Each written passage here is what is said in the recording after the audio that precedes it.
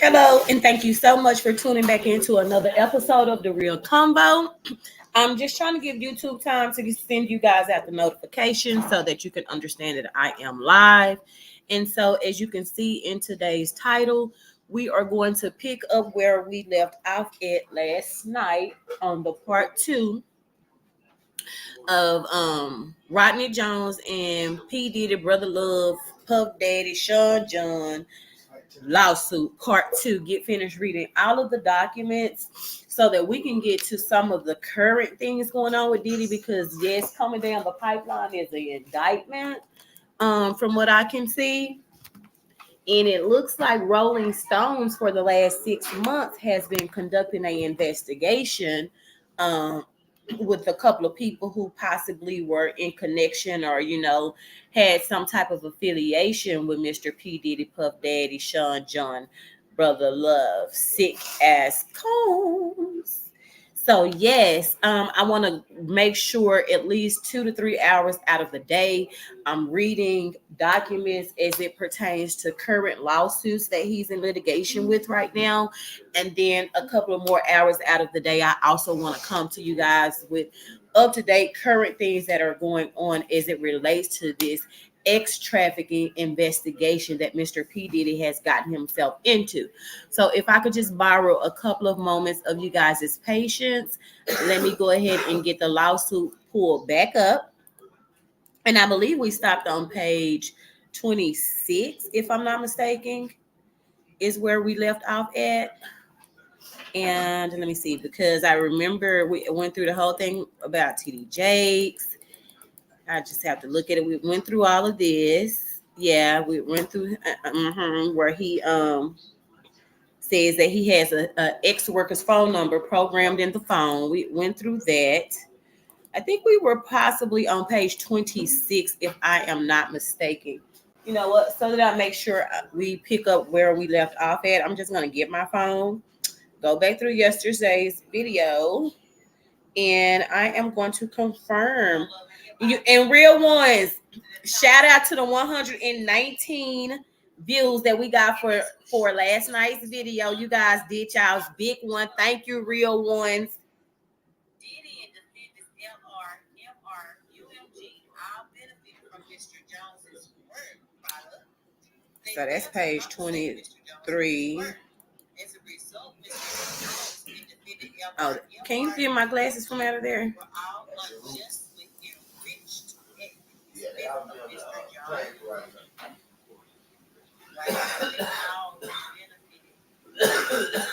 Hold on, because we went through that. Just one moment. I'm getting page 24. Yes. Okay, you guys can hear it. Okay, so we are on page 24. And let me just get that really, really big so that I can see it. Okay, you know what?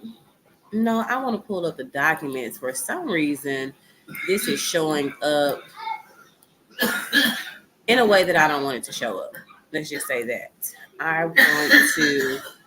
Okay, you guys can see the slide, but I can't see the verbiage. So that doesn't help us in the least bit.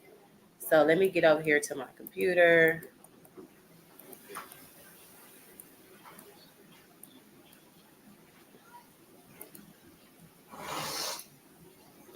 Just a moment, guys. Again, thank you guys so much for tuning in to another episode of The Real Combo.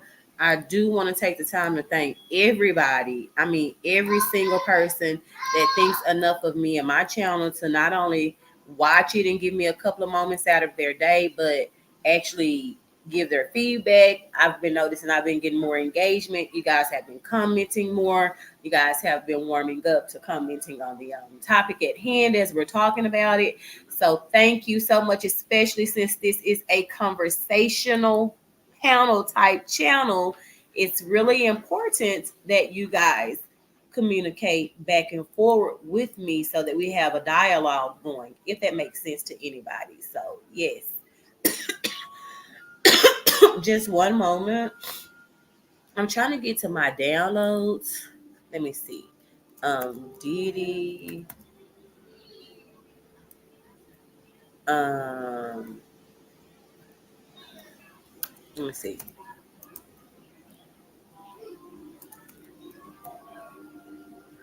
Let me see. Where is it? Because hold on. I have it. We were just reading it last night. Hold on. Let me pull it back up. I don't know why. For some reason, my downloads are not pulling back up. They're not they're not retrieving themselves. Okay. No, I don't want the picture. I want the actual lawsuit. Okay.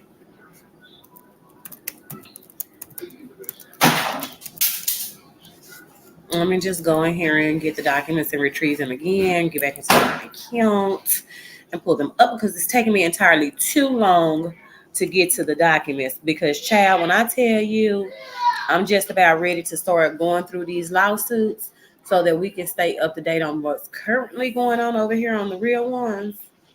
Over here with the real ones, excuse my French. Hold on. I said we were at page 24? Yeah, we had read all of this. We read all of that. Yeah, the Love album. I bet it was the Love album. Okay. Now, who was this? After publicly requesting that Mr. Combs do the right thing and pay him fairly, Mr. Jones received an onslaught of. Oh, okay. Yeah, this was just showing us the threatening messages that were going back and forward. So, here is where we left off at on page number 24, where P. Diddy used his power and influence to threaten and intimidate Mr. Jones. According to Mr. Jones, hold on, guys, hold on. I'm going to turn my camera off for just a moment. I'm still here, but I have to turn my camera off for just a second moment. Okay, so I'm recording, Malia Stink. You know that while you sitting over there being a brick rat. Okay, so it says that P. Diddy used his power and influence to threaten and intimidate Mr. Jones. According to Mr. Jones, P. Diddy is very forceful and demanding. Diddy does not take no for an answer and would often threaten to inflict bodily harm on Mr. Jones if Mr. Jones did not comply with his demands. As detailed above, Diddy threatened to eat Mr. Jones's face. That's some barbaric, that's some low down, barbaric, dark, deep, that's some ritualistic talk. On another occasion, while standing in Mr. Combs' bedroom, Mr. Jones was forced to watch Diddy display his firearms and bragged about getting away with shooting people. Mr. Combs shared that he was responsible for the popping in the nightclub in New York City with rapper Shine. And then they inserted a clip right here, a clip of a YouTube video. Diddy's former bodyguard, Mr. Gene Deal, accuses the rapper of snitching on Shine over 1989 popping. And I believe that's either over on The Art of Dialogue or Campone. But yeah, just type in Gene Deal and you'll start finding all of these details. So it goes on to say that he shared that the artist and Diddy's girlfriend at the time, Jennifer Lopez, also known as J-Lo, carried the firearm into the nightclub for him and passed him the firearm after he got into an altercation with an individual. And then here's the article about that aired according to the Chicago Tribune.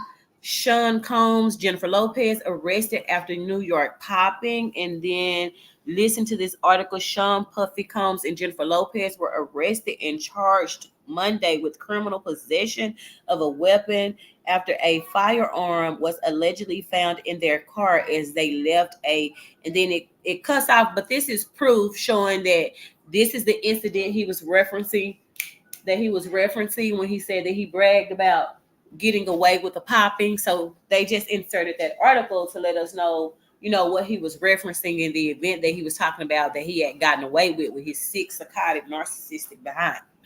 The popping in Shalley's recording studios confirmed Diddy's statements.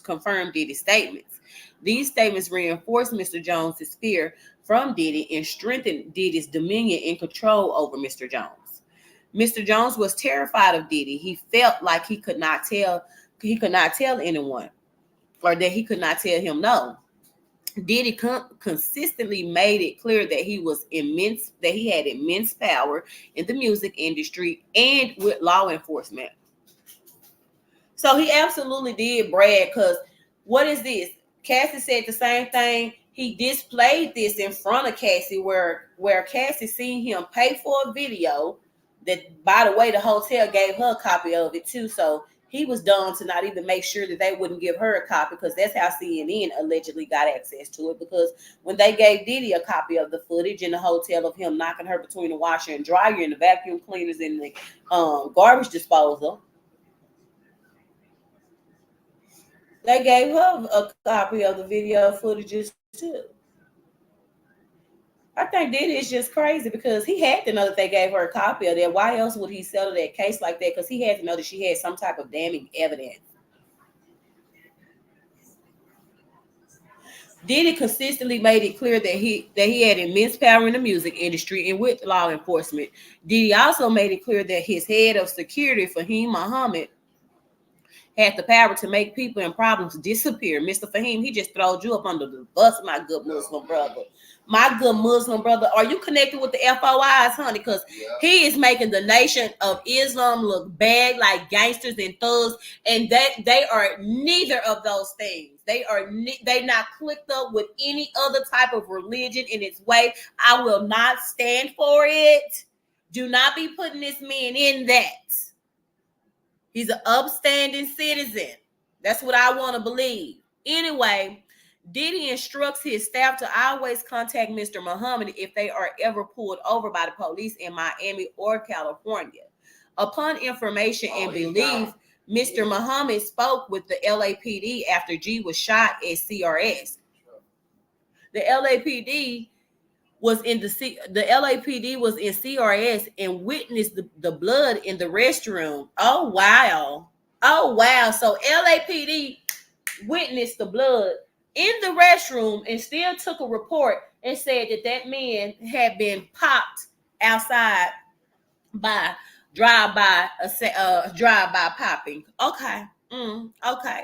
And people want to know, why was folks scared to come forward? This man is sitting here telling us that he witnessed with his own eyes, not just from what Diddy told him. Now he's seeing it with his own eyes, that the LAPD was in the CRS and witnessed the blood in the restroom. And they went with the bogus claim that the popping of G happened outside the studio. So for everybody that's saying, oh, why they didn't leave, why they stayed around so long, if I see a billionaire with enough status and connection can call the LAPD and just fabricate a whole story, and I know I witnessed this man actually commit this crime, and it's evident and obvious that the way that he's saying the crime took place, that it did it, and the police themselves still comes and says, okay, whatever you say, Daddy Diddy, you said that it happened like this. Yeah, right, okay. Anyway, this was all thanks to Mr. Muhammad's connections with law enforcement. Mr. Jones had no reason to disbelieve Mr. Combs, as he had seen firsthand through the popping of G and the subsequent silence of the LAPD and the media that Mr. Combs indeed had the power to harm him. The LAPD spent hours in CRS after the popping of G, yet there were no arrests. Mr. Jones witnessed the LAPD in the restroom pictured above, yet no arrests were made. The morning after the popping, Mr. Jones and several others arrived at CRS, and G's blood was still on the floor of the restroom. Wow. Wow. Wow. Wow. Wow. Wow. Wow. Wow. Wow. Wow. Hold on, let me switch the slides as I'm reading so we can all be reading the same thing because I can't see the slides up on the I'm on number 140. What number do you guys see on the screen? Okay, so let me switch it. Okay, so that we could be reading the same thing. So the next day, the morning after this chaos took place, they go back to CRS and this dude's is y'all didn't even clean it up because he didn't say that it was marked out because there was a current criminal investigation taking place, so it was no yellow tape anywhere. So why in the hell was the blood still left on the scene? Y'all, I bet you Diddy house smell like semen and ghosts and bad spirits. I bet it just smelled like. I bet security, I bet his housekeepers just they make sure they have on gloves cleaning that big nasty mansion. This man is a nasty, filthy savage with money because listen, the morning after the popping, Mr. Jones and several others arrived at CRS and G's blood was still on the floor of the restroom. And Mr. Combs hired a cleaning crew to clean it up, but it was still on the floor. It's still evidence in the restroom. Yeah, that's another thing too. So again, I asked, this is public information. Is his attorney? Are you Diddy? What are you doing? The only thing you have to do is read the lawsuit, and you can see like, does your defense attorney have a strong defense? Why? Okay. Because I don't have a law degree, but I did go to school and study to be a legal secretary. So I have a little itty bitty knowledge. And reading this, and with me reading this lawsuit, I could just see like, oh, okay, well, they got evidence of this. They don't have to do nothing but go get Rodney Jones. He can corroborate this crime took place. It's still, y'all was so sloppy in trying to attempt to clean up your mess that there's still blood on the scene, so they can go back and reopen that case. Diddy, what are you paying this attorney for? Is your narcissism just leading you down the rabbit hole? Is the attorney telling you, hey, bro, turn yourself in, you have no case, you're fucked? I can possibly get you 20 years federal time and not in a state prison, but otherwise you're fucked for all of the demonicness that you like. What the fuck is the conversation? Because what the hell? What in the hell? How is the blood still there after a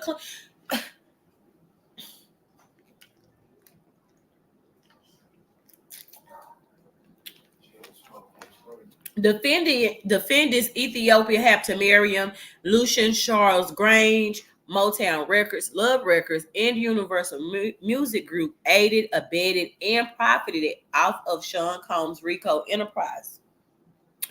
Mr. Jones recalls seeing defendant Grange visiting Diddy's home in Miami, Florida, and in Los Angeles, California. TikTok is one of the most important short video platforms in the world. It has a significant impact on the spread of global music. Today, it is believed that artists are paying more and more attention to producing music suitable for dissemination on TikTok. Due to failed contractual renewal negotiations between Universal and TikTok, a lot of music had to be removed from TikTok. This comes from the alleged lack of protection TikTok takes to ensure Universal Music Group artists' rights and creativity is preserved, as well as fair compensation. On the contrary, it has been alleged that the renewal failed due to UMG's own financial agenda in putting their interests first before the artist. This move has caused artists affected huge opportunities to further their growth and development within their art, as well as huge financial loss. However, UMG will still continue to profit off these artists, whether their music will be released back to TikTok or not. That was just a quick footnote that the attorneys decided to include in there. And as I stated last night, guys, I hardly ever read those footnotes, but last night I started seeing that there was valuable information there, so I'm going to start to read them to you. But there was another gem that they just left. So yeah, y'all buy y'all artist music. Y'all make sure, if y'all really are these people's fans and they halfway decent, y'all buying their music, because as y'all can see, it's really hard for them to make it in this industry. According to Mr. Jones, whenever defendant Grange visited Mr. Combs at his homes, hold on, because y'all can't see what I'm saying. Y'all are not able to. So let me.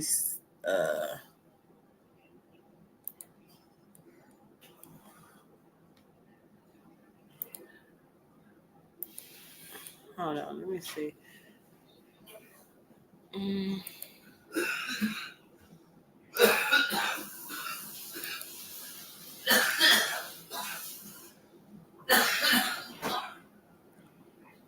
Okay, because I want you guys to see what I'm seeing. So let's do this. We will do that like that. That way, we all are reading and seeing the same things. Let me get back over here to the document. And okay, so now you guys can see exactly what I see. Okay. Now, according to Mr. Jones, whenever defendant Grange visited Mr. Combs at his home, it would be in the evening, and he and Mr. Combs would disappear for hours in Mr. Combs' bedroom. Mr. Grange, Mr. Lucian Grange. That's what they said. Lucian, what they're saying is you only wanted to go in the bedrooms, and it would be in the evening times. You guys would disappear for hours. Hours. You would just disappear. Defendant Grange sponsored and attended several Love album listening parties at Mr. Combs' home in Los Angeles, California. These parties were sponsored by defendants MR, LR, and UMG. So UMG is Universal Music Group. LR, I don't know who that is. MR is I don't know. But I read it when I first opened up the document on the first page, because it lists everybody's name and all of the defendants. Okay, so it's there. Defendant Grange sponsored. As evidence above, these parties had ex-workers and underage girls present. During these parties, defendant Grange knew or should have known that Mr. Combs was dragging the attendees through lace bottles of De Leon tequila and Ciroc vodka. That just saddens my heart every time I hear and read that he was having these extravagant parties and he was dragging underage girls. And the ex-workers. So the people who was willing to come have some fun, you was dragging them too. It is no secret that Diddy had specific bottles of alcohol designated for females and other bottles designated for his staff, his artists, and himself. This fact was detailed by former artists and bodyguards of Mr. Combs.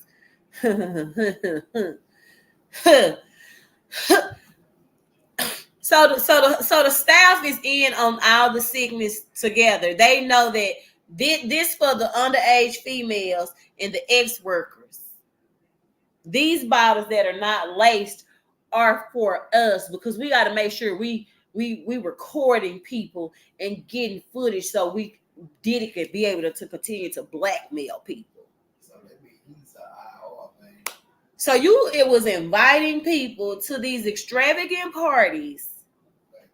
dragging them, recording them when you're dragging them doing God knows what. And your staff was in on it and knew what was going on. If what is being alleged in this lawsuit is true, y'all all going down. Y'all all going down. All of y'all. And African American people, y'all can stop saying that this is a black man's take down.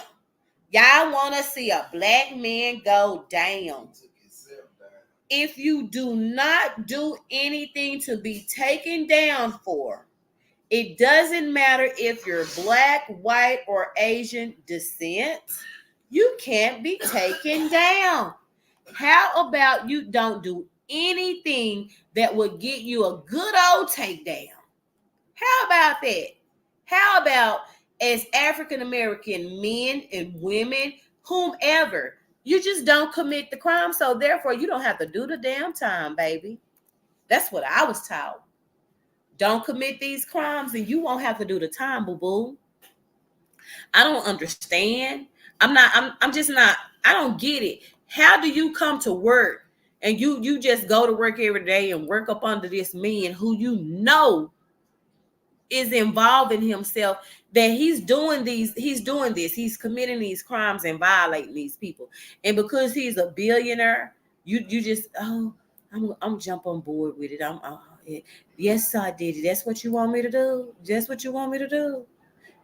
See, I couldn't have lived during slavery, and I can't work for no billionaires. I'm too overbearing. But I'm gonna let y'all hear this from Mr. Williams himself.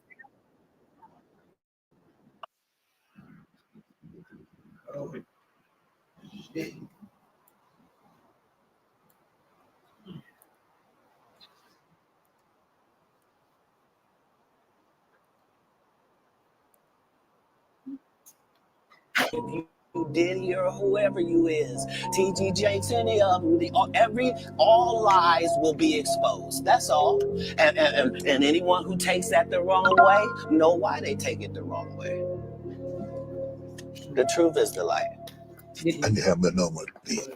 They canceled me for these things because why would you talk about another black dude? Race is not where the line is drawn. If Thank God you. Let me let him tell y'all himself. Race is not where the line is drawn when people are facing accountability. If you wrong whether you black, white, or Asian descent. You're wrong. And those are not the metrics we use when handing out accountability. So I'm tired of this. Y'all want to take a black man down. Y'all want to take a black man want to get money and believe in his head because he has money. He now has access, and that access gives him power to run around and do things that, number one, we as a whole, we weren't even raised to be this way. Trying to escape this way of life, all of this molestation and going on in the house. You trying to get outside and get something to do and make money to escape all of them, like all of that you're dealing with in the hood in your home because of dysfunction and probably crackhead parents and the big cousins watching the little cousins, and the big cousins is overbearing and preying on the little cousins, or a big old sick uncle over there overbearing preying on his little nieces, or big old sick uncle done got out of prison and he just running all the little nephews through him. We try to escape those type of barriers coming from dysfunction out of the hood, not for us to make it to Hollywood, gain access to millions of dollars and say, oh yeah, we loved all that dysfunction we were, just under because we were kids and unresponsible for ourselves. You're going to then go and get money, access, and power, and you're going to keep that shit going? You wasn't even raised like that.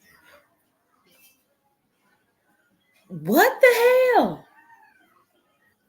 It's something for real, because it was always thought of the only reason why you wanted to be a star or be famous was to gain access to the money so you can get your family up out the hood and you could create a better life.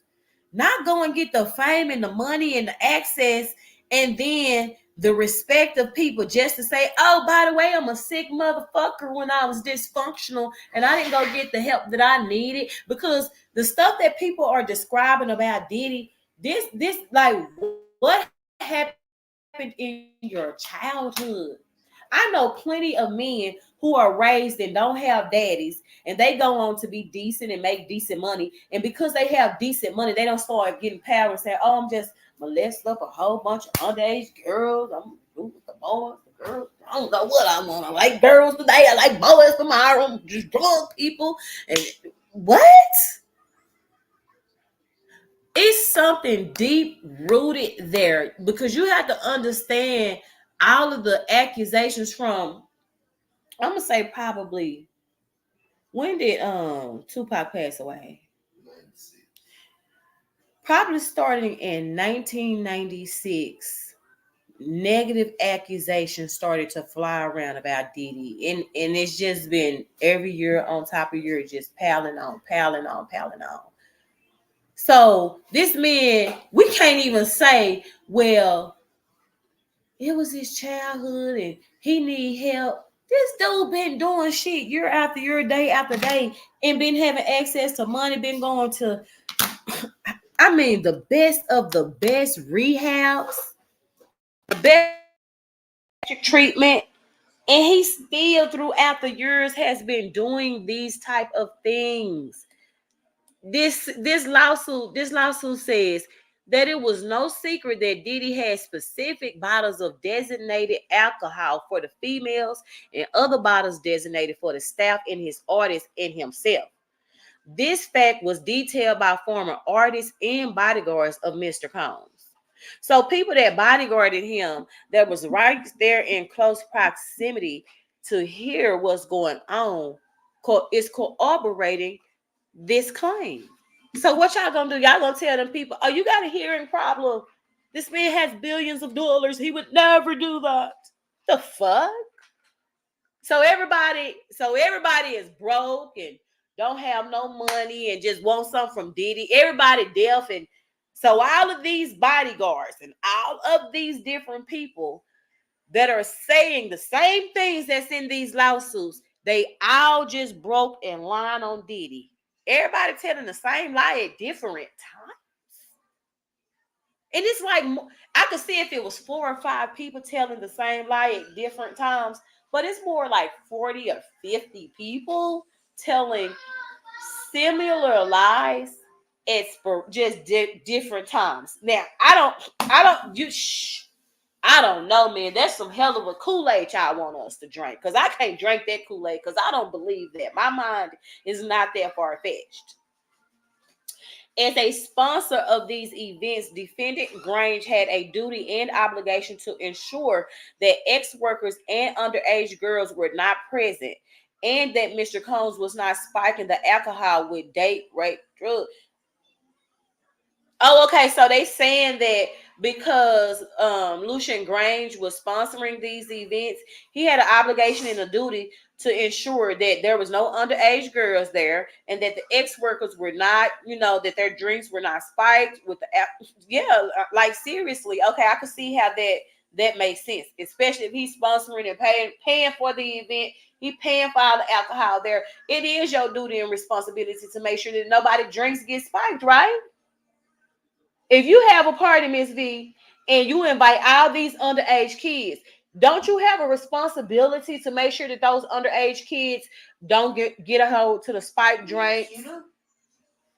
Yeah, so That's your job. yeah. On a YouTube channel, The Art of Dialogue, former bodyguard Gene Deal exposed that Diddy pill mixing method used to spike cranberry juice and orange juice.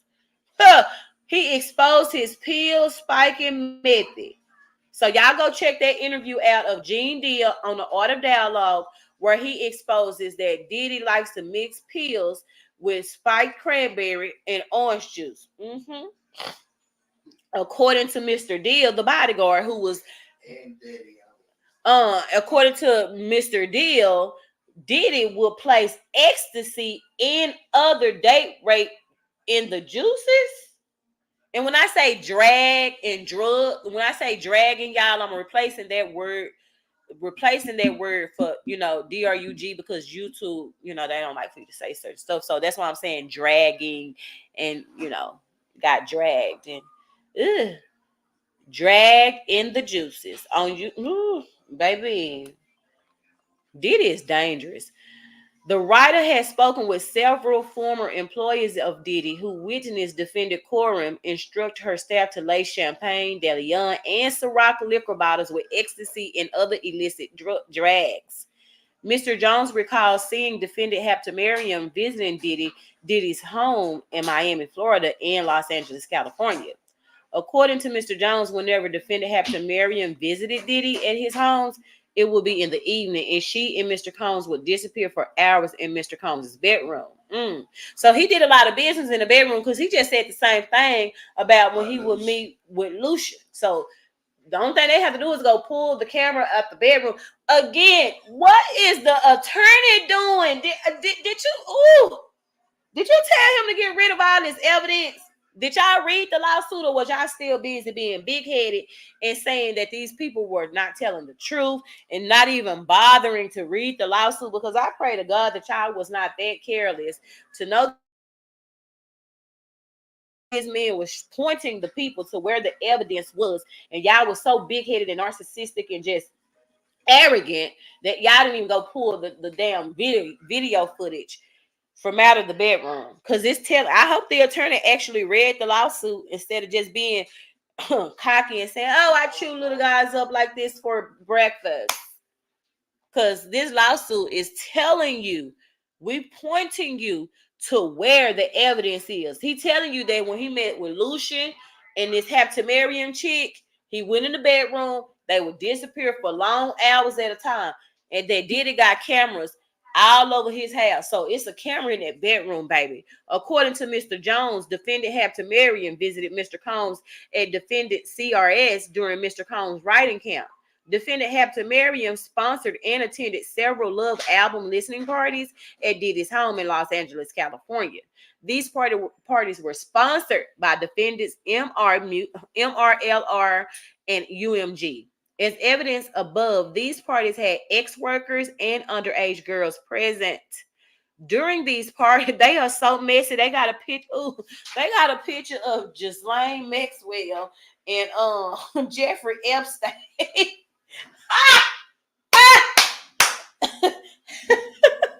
Oh my God. It's getting real dangerous up in this camp, y'all. Oh my God.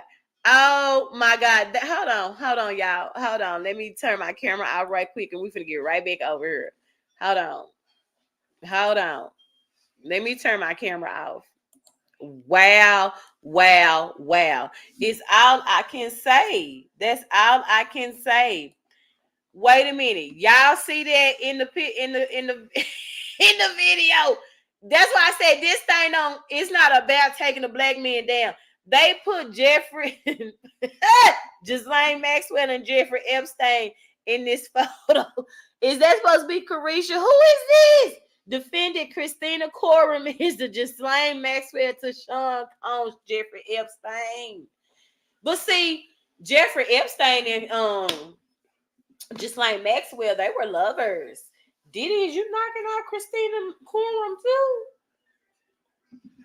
Diddy, you knocking her out? I don't know. That's just my thing. Okay, let me see. Let me keep going. Hold on. Okay. Hold on. Let me make sure. Okay. It says, as a sponsor of these events, defendant Haptomariam had a duty and obligation to ensure that the ex-workers and underage girls were not present and that Mr. Combs was not spiking the alcohol with drugs.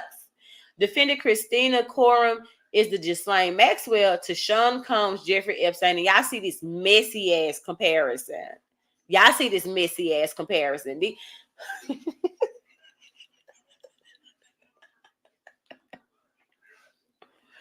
According to Mr. Jones, during the 13 months he lived and traveled with Mr. Combs, He witnessed Mr. Combs display and distribute guns with his bedroom closet in Miami, Florida, and Los Angeles, California, to questionable individuals dressed in all black. Let's read that again. According to Mr. Jones, during the 13 months he lived and traveled with Diddy, he witnessed Diddy display and distribute. Oh, he witnessed him display, like show and give out firearms, all coming from out his bedroom closet in the Miami house and in the California house to people who would come in dressed. So he's indicating that this was a gang or a militia. That's what he's getting at. That's what he's indicating. That's what he's alluding to, in my opinion. According to Mr. Jones, during the 13 months he lived and traveled with Mr. Combs, he witnessed defendant Quorum openly order her assistants to keep Mr. Combs. What?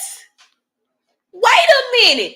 So is them people over there work?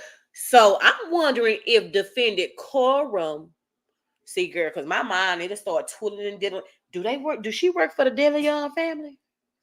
Who was giving her the orders to order him, to order her, to order Diddy to stay high? Where did her orders come from?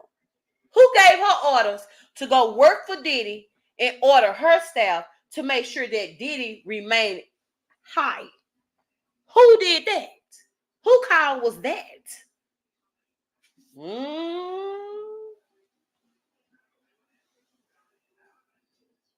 I'm gonna get there. I'm gonna get there. Y'all just think about that. Okay, let's read that again. Listen, Miss Vivian.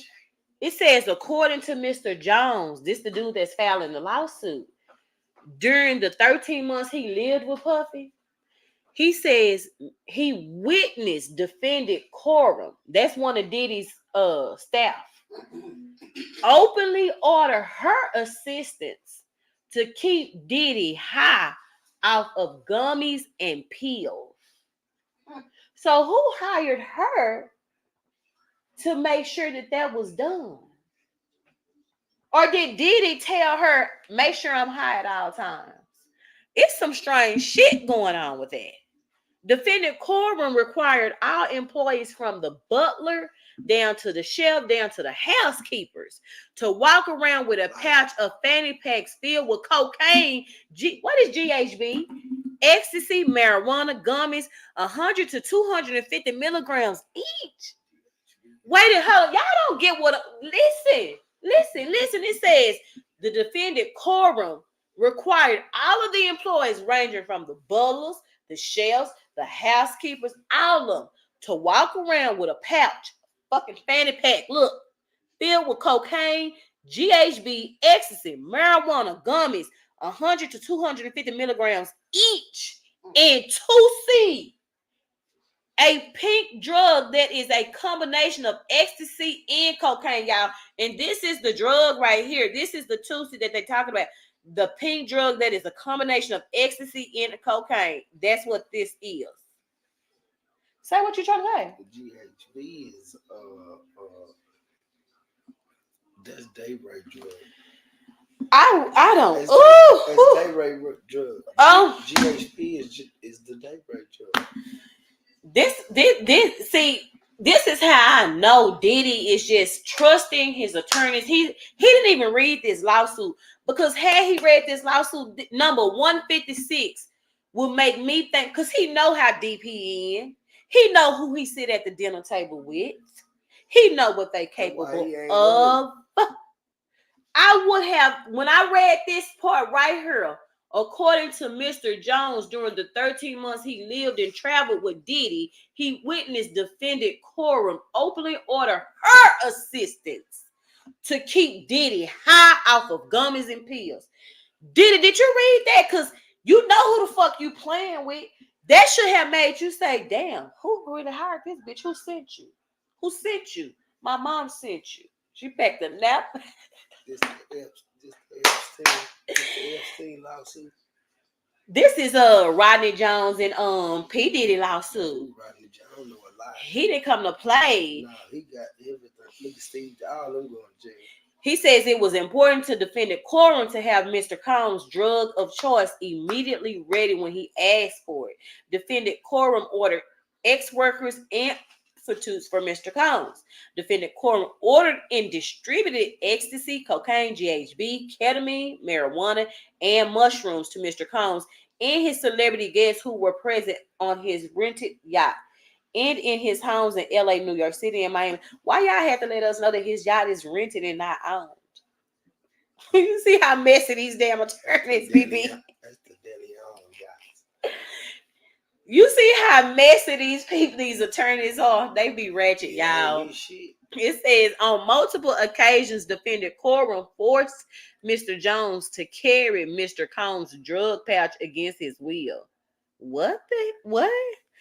As the chief of staff, defendant Coram was instrumental in organizing and executing the RICO enterprise. Defendant Coram had the following individuals execute the following tasks for RICO enterprise. Okay, now he finna tell us who was in RICO and what their job was. Okay, Stevie J, he recruits the ex-workers and attends and participates in free calls. Hold on. See, when everybody had wanted to know why, when he had asked, when Diddy had asked his friends, hey, you guys speak up, let me know. And this was the only one who spoke up. They just told us why, nigga, you participate in all the freak offs in the recruitment of the ex-workers. Justin Combs, who is Misa's son. Oh, I just hate to see him in this lawsuit like this. Oh, this breaks my heart. And she gave him the benefit of the doubt. Solicits the prostitutes, the underage girls, and ex-workers, and would engage in freak-offs.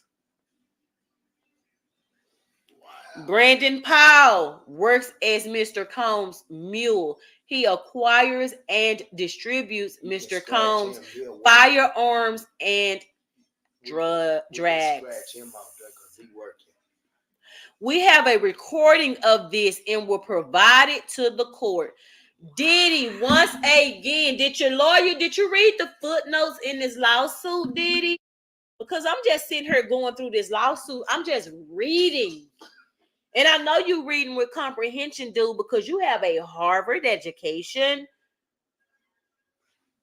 It says we have a video of Diddy, Stevie J, and the plaintiff, Mr. Jones, at a strip club where Diddy is recording the video while coaching and training the plaintiff on how to recruit the ex-workers. Oh, my God. If it go to trial, that's why I told my guests, hey, real ones, if y'all feeling generous, if you want me to cover the trial, if it goes to trial, I have left my Cash App handler up. Please donate to my Cash App. Funds will be used to invest in the channel for things such as this. If this case makes it to trial, I would love to go to trial, sit in the courtroom, cover it, write everything down, come back, give you guys my thoughts, and we can have a real conversation about it. Yeah, but it says Frankie Santella works alongside Brandon, while Brandon acquires and distributes Diddy's drags and firearms. Frankie carries the money and pays for the drags and firearms. So this is the drag mule right here that got arrested the day that the house was raided. And then this is Frankie Santella and Sean Combs. Okay, so Frankie Santella, which is this guy right here, and Brandon, they work together. Okay, Brandon, he distributes the drags. Frankie Santella, he is responsible for distributing the firearms. Oh, wow. Moy Bourne hires the ex-workers, attends and participates in freak-offs. Vice President of Music Management and Strategic Partnerships. Vice President of Music Management and Strategic. Okay. Okay, here go Young Miami Cousin again. Moy born Thanksgiving 2022 when Mr. Combs offered Mr. Jones Coca-Cola. Cocaine. What Sukiana said? Cocaine.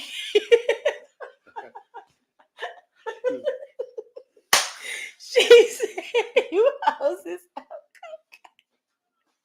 She said, "Y'all is on the cocaine with Jasolina." That's what she had said, baby. Diddy funded and used his affiliation with local gangs and gang leaders who would frequent. See, they don't write who would frequent his homes in LA. Hey, What were they trying to say? Who would visit his homes in LA? Because how do you frequent his homes in LA? You see how when you sometimes when you read stuff, they don't. that quite a bit. Who would frequent his homes in LA? I think they were trying to say who would visit his homes in LA and Miami to secure that the drugs and firearms he obtained and distributed out of his homes in LA and Miami. Defendants executed their RICO enterprise with threats of violence, threatening to eat plaintiff's face, displaying and distributing firearms in the plaintiff's presence, bragging about having law enforcement under control.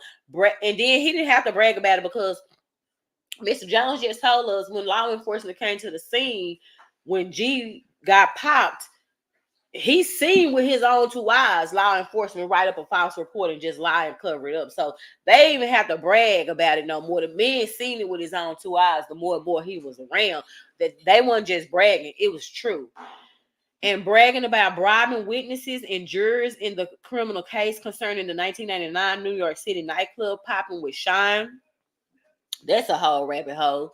Defendants executed their RICO enterprise with threats of isolation from the music and entertainment industry, parading powerful music industry executives such as defendants Lucian Charles Grange, Ethiopia Haptomarium, at his parties filled with ex-workers, minors, and illegal drugs such as ecstasy, cocaine, GHB, ketamine, marijuana, and mushrooms. Defendants executed their RICO enterprise with threats of non-payment for work completed, fake promises of cash payments, $250,000 preferably, producer of the Year Grammy Awards, and guaranteed access to future projects in a $20 million home on a Star Island in Miami. So he wanted to be his zaddy. He had said, "Hey, I'll pay for it, baby. I wants to be your zaddy." You can't. I'm gonna turn my camera back on. So okay. Yeah, he said he had wanted to be his zaddy. That's what he had wanted to do. That's what they're saying. Just in case anybody is confused, that Diddy is going to pay like he weighs. That's what he had said. Let me pay. Don't do that. I'm on screen. You can be on there, but you're yawning. You can be on there, boo.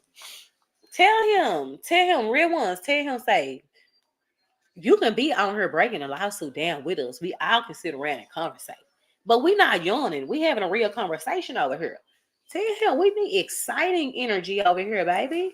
What is he talking about? Okay, but yeah, he says Mr. Combs is allowed to wreak havoc.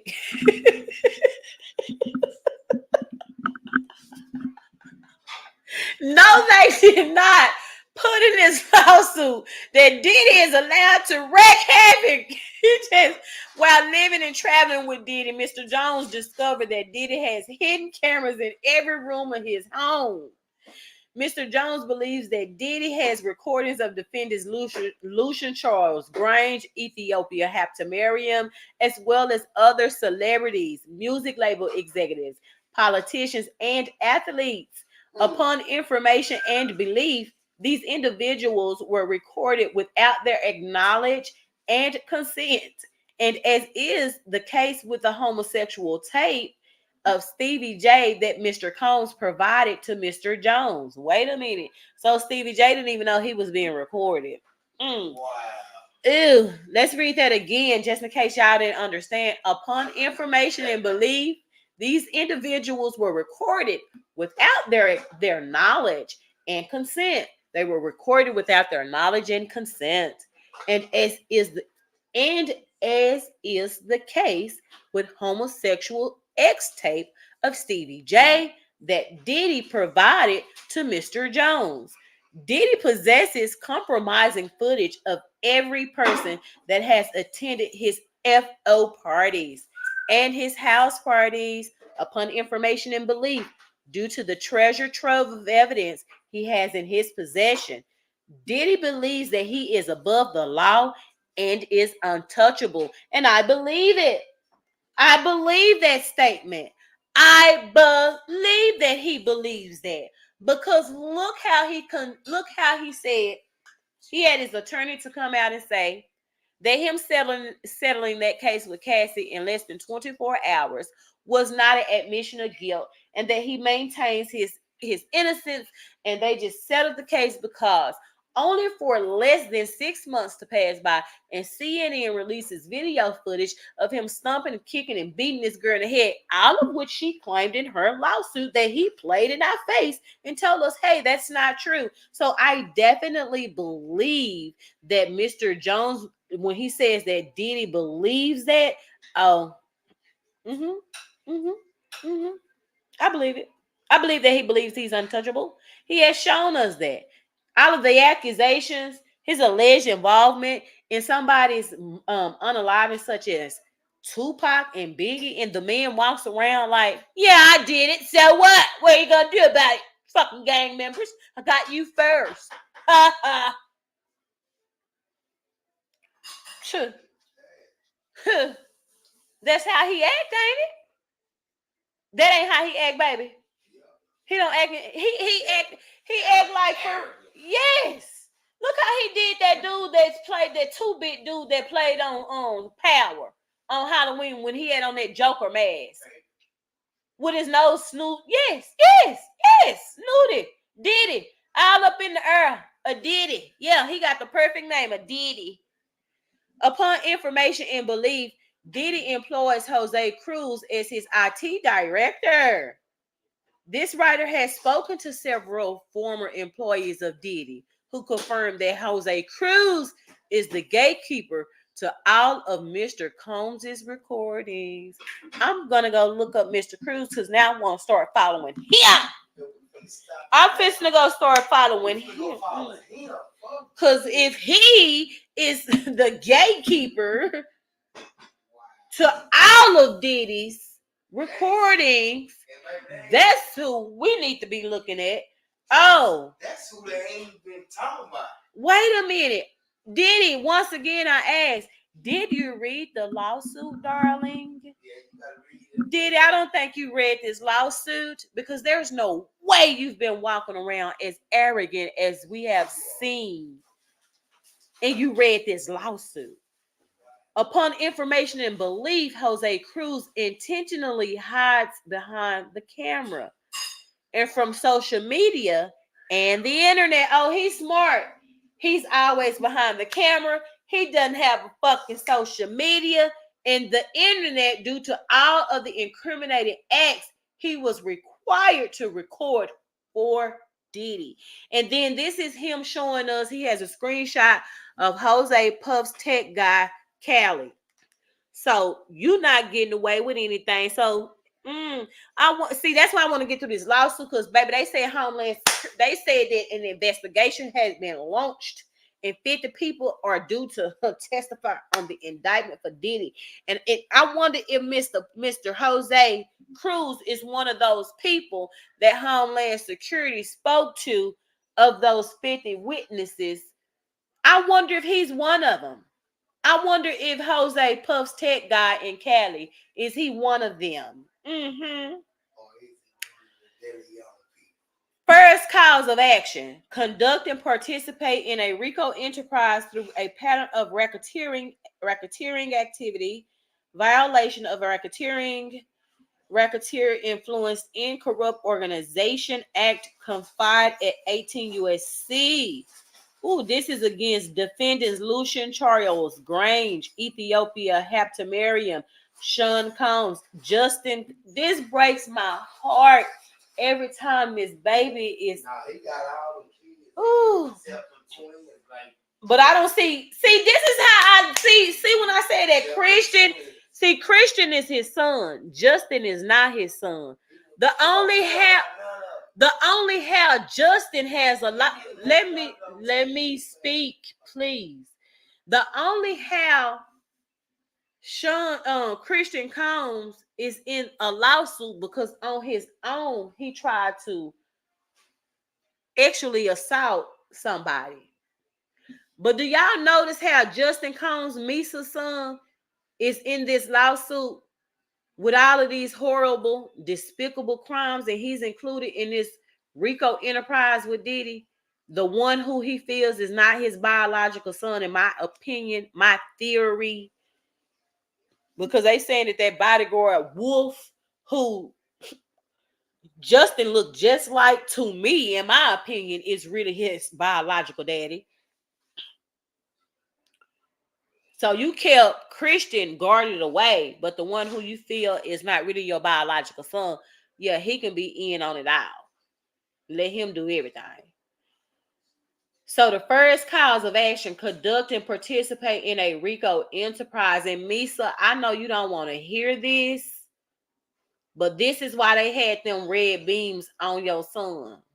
Diddy, you a piece of shit. Mr. Jones incorporates by reference all proceedings, paragraphs, and re-alleges them as is set forth fully herein.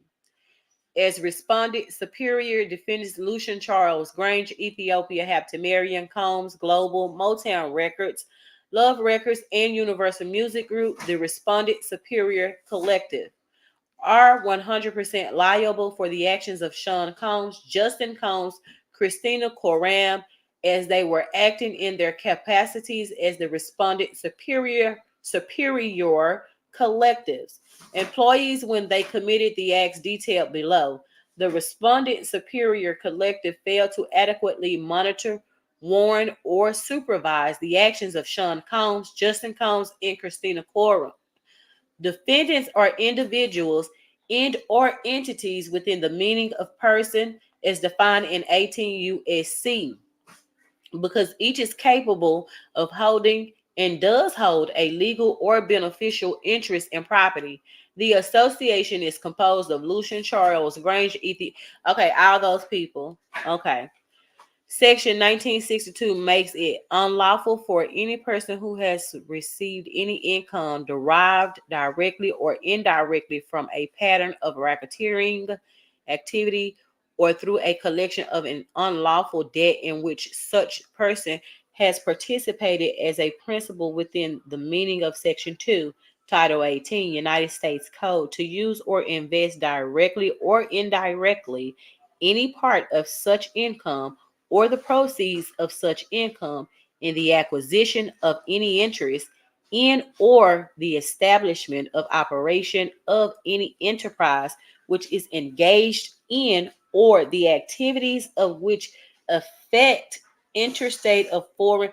Okay, so these are the different codes and sections that makes it unlawful for a person to do all of this that they're saying is the first cause of action, which is participating in a RICO enterprise through the patterns of racketeering and those activities that violate of racketeer influence. Ooh.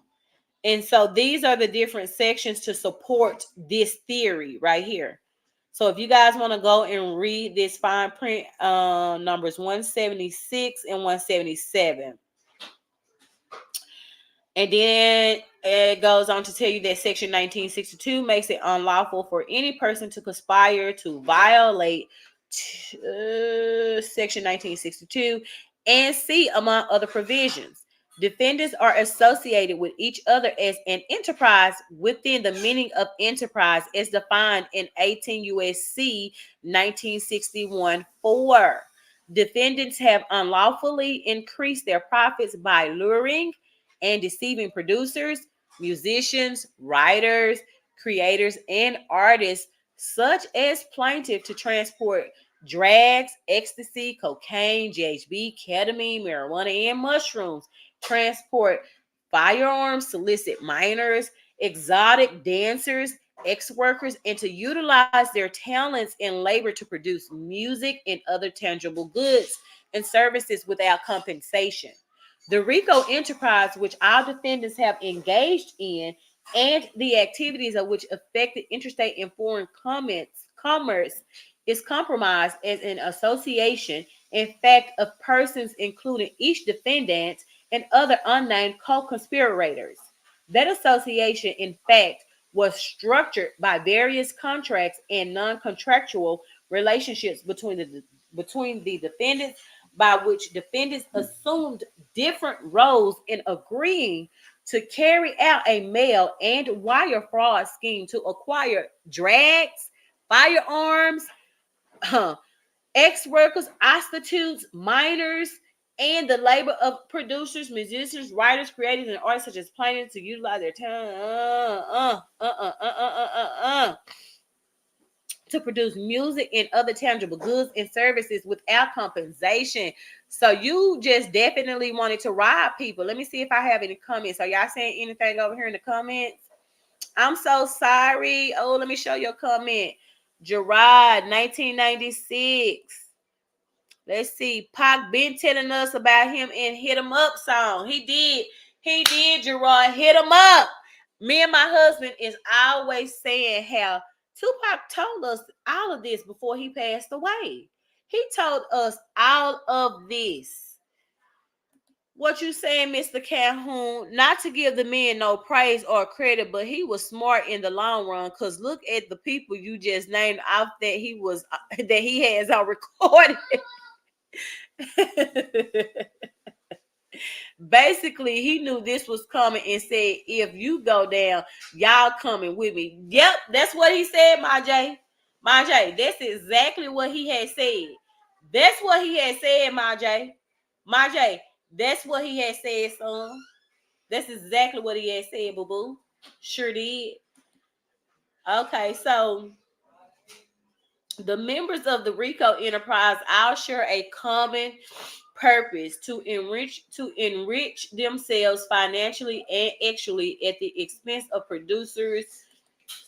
uh uh uh uh uh uh uh uh uh go back, go back. I'm live. Go back. Okay, it says that they all share a common purpose, and that's to enrich themselves financially and actually at the expense of producers, musicians, writers, creators, and artists by maximizing defendants' revenues through fraudulent means. It's set forth herein. Y'all go back there. Herein, defendants benefited financially from their scheme to defraud plaintiffs by intimidating plaintiff with threats of violence, threatening to eat plaintiff's face, displaying and distributing guns in plaintiff's face, in plaintiff's presence. Drag y'all, hey, no. Bragging about having law enforcement under control, bragging about unaliving people, and bragging about bribing witnesses and jurors in the criminal case concerning the 1999 New York City nightclub shooting with Shine. Threats of isolation from the music and entertainment industry, parading powerful music industry executives such as defendants Lucian Charles Grange, Ethiopia Haptomariam, AIDS parties filled with ex-workers, minors, and illegal drugs such as ecstasy. Okay, look here, no, because why did you throw that? So I feel like we already read that. Yeah, we already read this. Wow. Let me see. Let me see if it's anything new in here. It says upon information. Yeah, they pretty much, yeah, these same. Come on with these same amounts.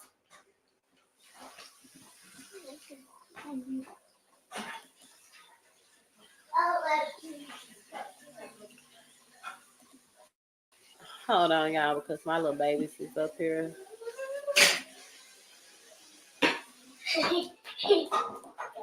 To me.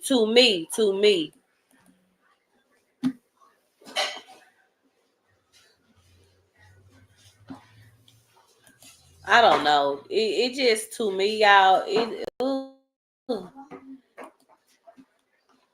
All, all of this stuff, the RICO enterprise continued from September 2022 to the present day, is evidenced by the hundreds of hours of video and audio recordings in plaintiff's possession.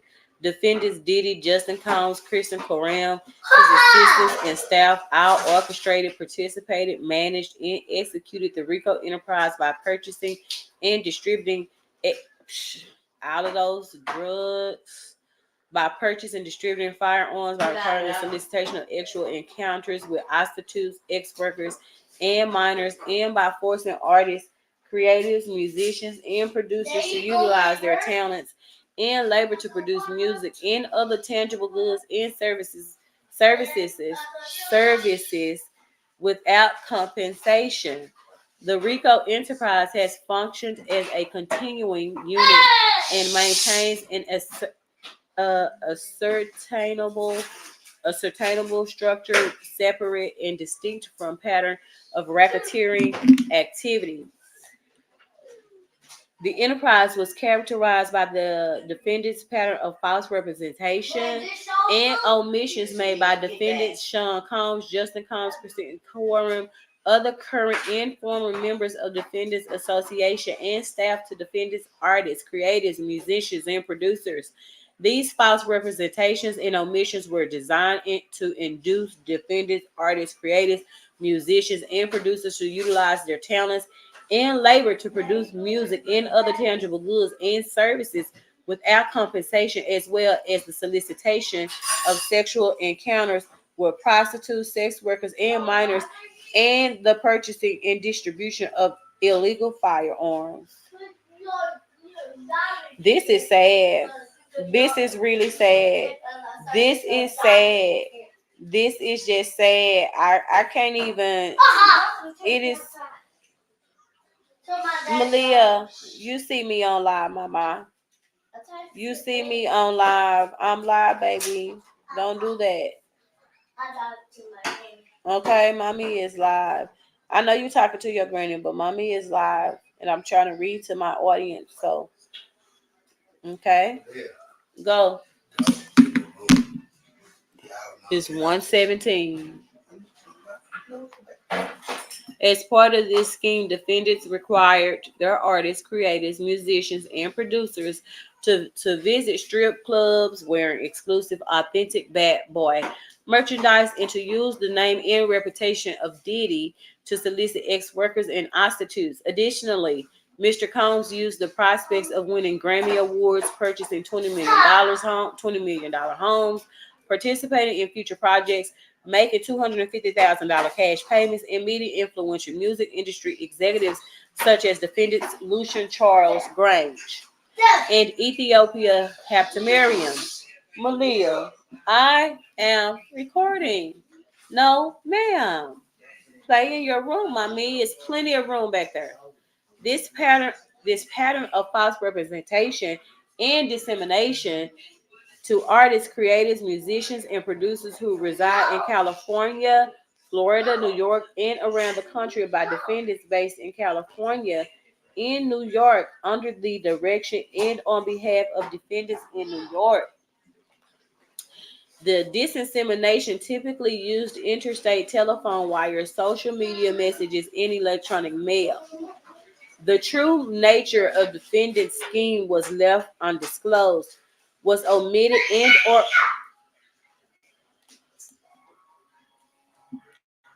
hold on, y'all.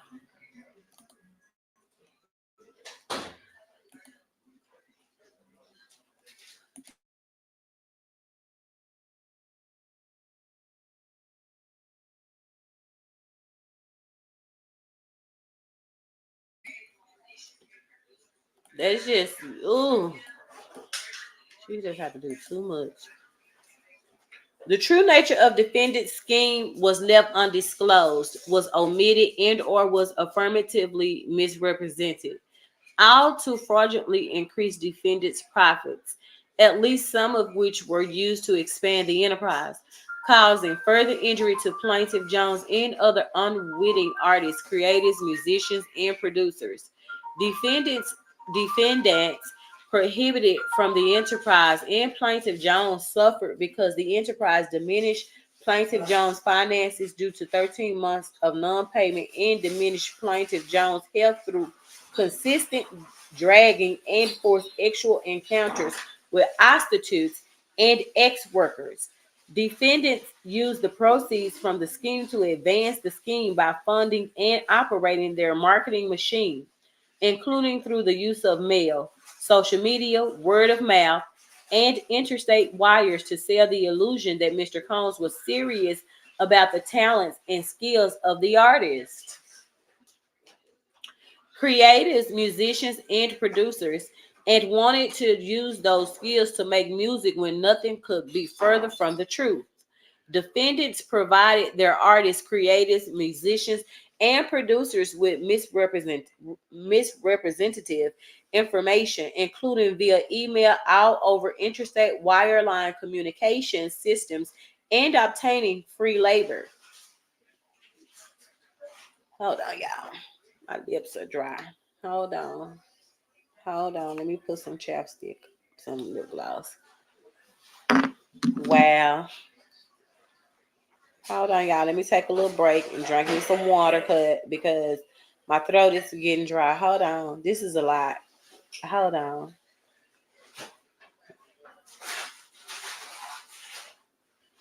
Baby, people want to come off in your inbox and be talking about some hi, baby. Support the channel.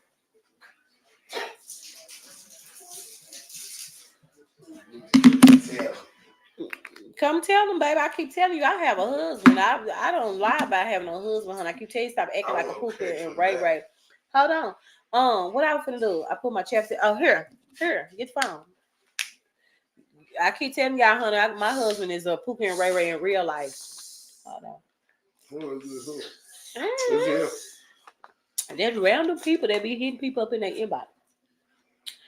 Okay, so where we go? Where were we? Okay, it says defendants provided their artists, creatives, musicians, and producers with this misrepresentative information, including via email, out over interstate wireline communication systems, and obtaining free labor, the distribution of drugs and firearms, as well as prostitutes, ex-workers, and minors.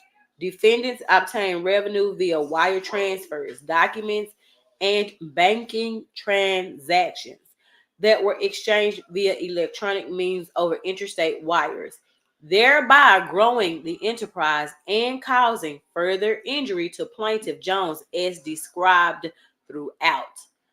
The defendant's scheme was reasonably calculated to deceive Plaintiff Jones, artists, creators, musicians, and producers of ordinary prudence and comprehension through the execution of their complex and illegal scheme to misrepresent the effectiveness of soliciting prostitutes, ex-workers, and minors, and distributing drugs and firearms that did not, would not, and could not lead to securing Grammy Awards, purchasing $20 million homes, participating on future projects, 250,000 cash payments, and meeting influential music industry executives such as defendants Lucian Charles Grange and Ethiopia Haptemarian.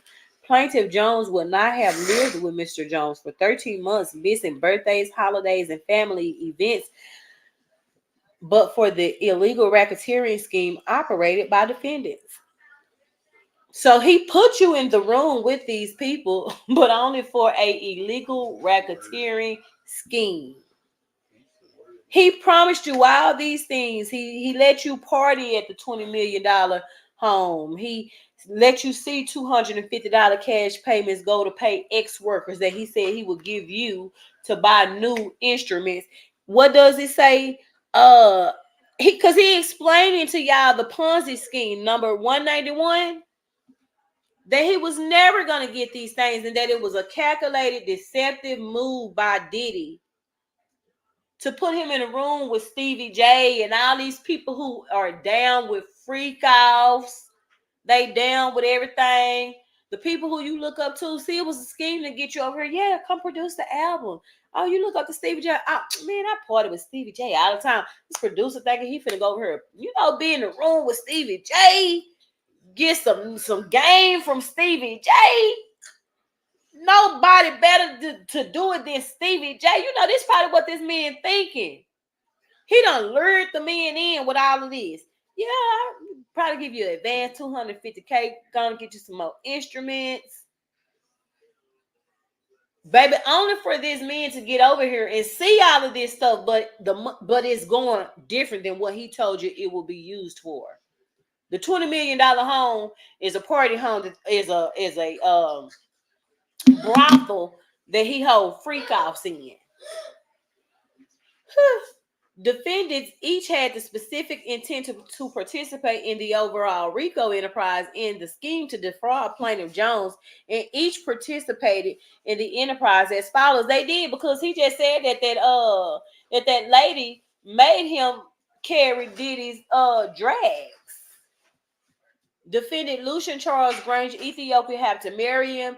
Combs Global, Motown Records, Love Records, and Universal Music Group control and participate in the activities of the enterprise in a variety of ways as set forth herein, including but not limited to developing and marketing scores of writing camps and listening party services, and are marketed to innocent, unassuming artists, creators, musicians, and producers who are vulnerable and seek of opportunities to work and share their crafts. This is dangerous, y'all. Let me see if y'all writing any comments, because I've been having some comments and I haven't been able to read them. So I want to make sure that I get you guys' comments up on the screen. Okay, so we don't have any new comments. So we'll get back to the lawsuit. Hold on, y'all. This is crazy. Okay.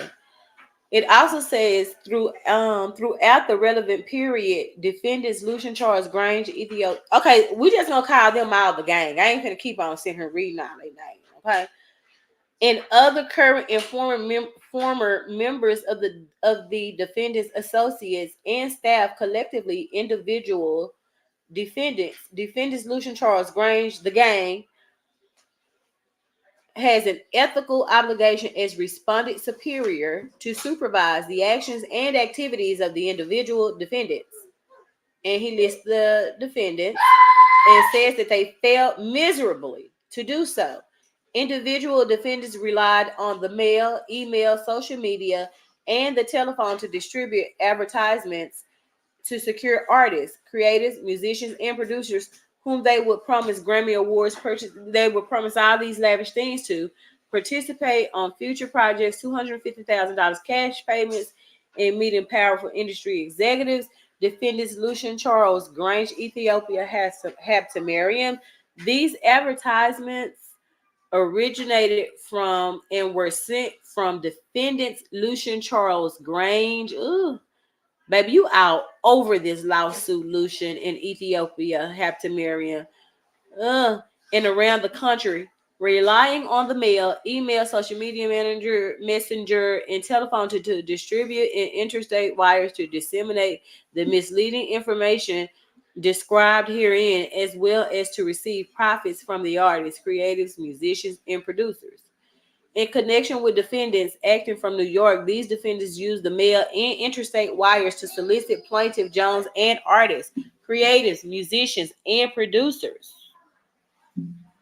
And to use plaintiff Jones and the artists, creators, musicians, and producers to utilize their talents and labor to produce music and other tangible goods and services without compensation, as well as the solicitation of sexual encounters and prostitutes, ex workers, and minors, and the purchasing and distribution of illegal firearms and drugs. Each of these acts was undertaken with the knowledge and approval of all other defendants in the furtherance of the goals of their conspiracy. The defendants, Lucian and the gang, they all participate in the activities of the enterprise in a variety of ways as set forth herein, including as the employer parent company, sponsor and respondent superior of defendants Sean Combs, Justin Combs, Christina Coram, and other current and former members of the defendants, associates, and staff. Mm-mm-mm-mm-mm. They telling us throughout the relevant period, defendants Lucian Charles Grange. Oh, baby, this is deep. This is deep. Hold on, let me turn my camera back on. Hold on, y'all. Hey, this is deep. As you can see, the verbiage is it's really the same. But I guess for each violation, they have to list each person, what they doing, for what purpose, how they using the communication. So that's why it sounds like I'm reading the same thing over. But this man did not come to play. He Tyrone Blackburn, he did his big one, baby. He broke this lawsuit down. Down. Down. He says Robin Greenhill, the accountant, who will ensure the wiring, funds transfer of cash payments to ex-workers Frankie Santella. That's the guy that was cool with the Brandon boy a while ago that's responsible for the distribution of the firearms to Frankie Santella. So they telling us that the accountant made sure all these people got paid. Moy Bourne, Brendan Powell, and KK will also be responsible for ensuring payments to the ex-workers in cash. Young Miami, Jade, and Daphne Joy were paid a monthly fee to work as Mr. Combs's ex-workers and receive payment via wire transfer from Robin Greenhill, which outlined defendants' ongoing criminal operation. During the 10 years preceding the filing of this action into the present, all defendants did cooperate jointly and severely in the commission of three or more of the predicate acts that are itemized at 18 USC 1961A and B in violation of 18 USC 1962D as described in this complaint. Beginning at an exact date unknown to plaintiff, but within 10 years preceding the filing of the action. The You think go to the store? Where am I drinking? Do I still have my drink back there? Let me have my drink. I need some chocolate. Defendants have knowingly, willfully, and unlawfully participated in a pattern of racketeering activity that continues to this day. The acts set below, racketeering acts, had the same pattern and purpose to defraud plaintiff for the benefit of defendants. Each racketeering act involved the same or similar methods of commission and participants. Without the repeated predicate acts, the ability to conduct their fraud using the mail and telecommunications wires and the money laundering, the, the defendant's business would not have succeeded. The separate racketeering acts are related to each other in that they were part of concerted actions by defendants to use the endorsement and channels of the enterprise to operate their business to defraudulently induce plaintiff Jones and the artists, creatives, musicians, and producers to utilize their talents and labor to produce music and other tangible goods and services without compensation, as well as the solicitation of any actual encounters with prostitutes, ex workers, and minors, and the purchasing and distribution of illegal firearms and drugs. The separate racketeering acts all relate to each other in that they were part of concerted actions by defendants to use the endorsement and channels of the enterprise to operate their business to fraudulently induce plaintiff Jones and the artists, creatives, musicians, and producers to utilize their talents and labor to produce music and other tangible goods and services without compensation, as well as the solicitation of actual encounters with prostitutes, ex workers, and minors, and purchasing and distribution of illegal firearms and drugs. The defendant's wrongful conduct has caused injury to plaintiff Jones, remains a part of their ongoing business practices, and remains a continuing threat to plaintiff Jones and the public. Defendants' association with the enterprise enabled defendants to conduct, direct, and control a pattern of fraudulent illegal activities over a substantial number of years, which continues to this day. To further their goals, defendants working in concert engaged in various forms of criminal activity, including the solicitation of and actual encounters with prostitutes, ex workers, and minors, and the purchasing and distribution of illegal firearms and drugs. Defendants' ongoing pattern of racketeering activity has injured and continues to injure plaintiff Jones. The defendant pattern of forcing plaintiff Jones and the artist's creatives, musicians, and producers to solicit actual encounters with prostitutes, ex workers, and minors, and to purchase and distribute illegal firearms and drugs was the proximate cause of the injuries suffered by plaintiff. Defendants committed multiple acts of mail fraud in violation of 18 U.S.C. 1341 in furtherance of the enterprise. So you committed mail fraud too, Diddy? That's what he's alleging. This sounds like a criminal indictment and not a civil lawsuit. That's what it sounds like to me. It's giving very much so criminal indictment. Defendants voluntarily and intentionally devised and participated in a scheme to defraud plaintiffs out of money in reliance on the mail. Defendants committed these acts with the intent to defraud plaintiffs Jones and the artists, creators, musicians, and producers. Defendants used the mail for the purpose of executing the fraudulent scheme herein. Specifically, defendants agreed to each of the acts of mail fraud described throughout this complaint. In addition, defendants agreed to rely on the mail to secure wire frauds, cash payments from purchasers of the illegal firearms, and drugs defendants require others to sell and distribute.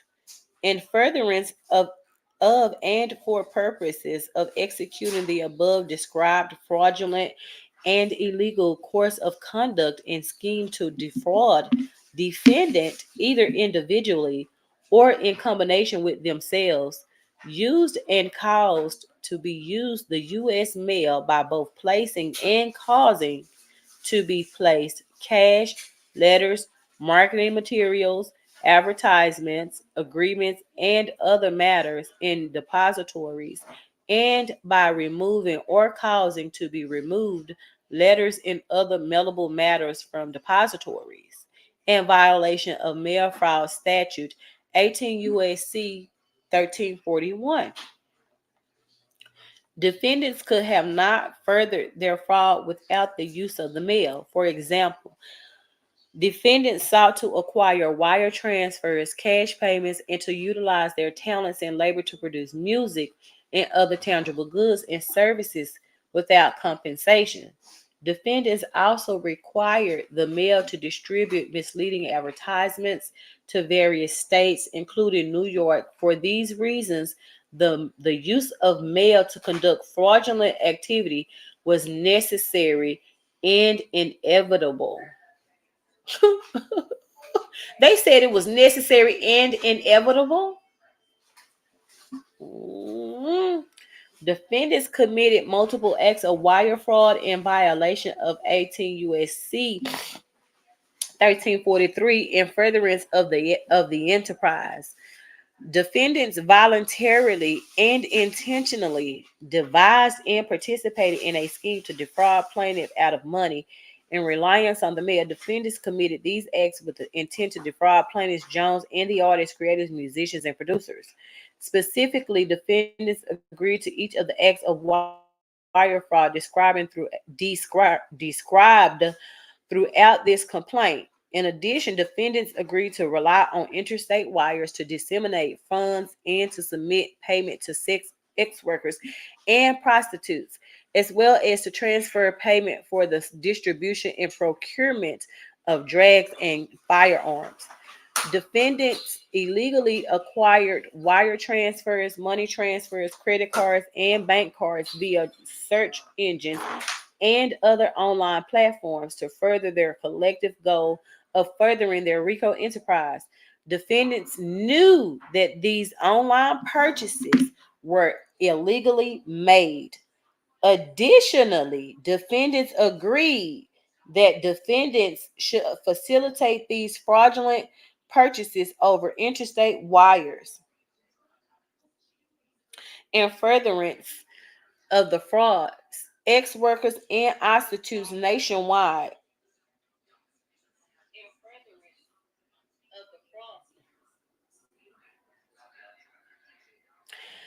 Whew. In furtherance of the prostitutes nationwide have received payment from defendants. In furtherance of and for purposes of executing the above described fraudulent and illegal course of conduct and scheme of artifice to defraud defendants either individually or in combination with themselves, used or caused to be used interstate wire communications to transmit or disseminate false, fraudulent, and misleading communication and information in violation of the wire fraud state 18 U.S.C. 1343. Defendants could not have furthered their fraud without the ability to use telecommunications to share information with clients and retailers nationwide because defendants needed to communicate with clients and retailers around the country.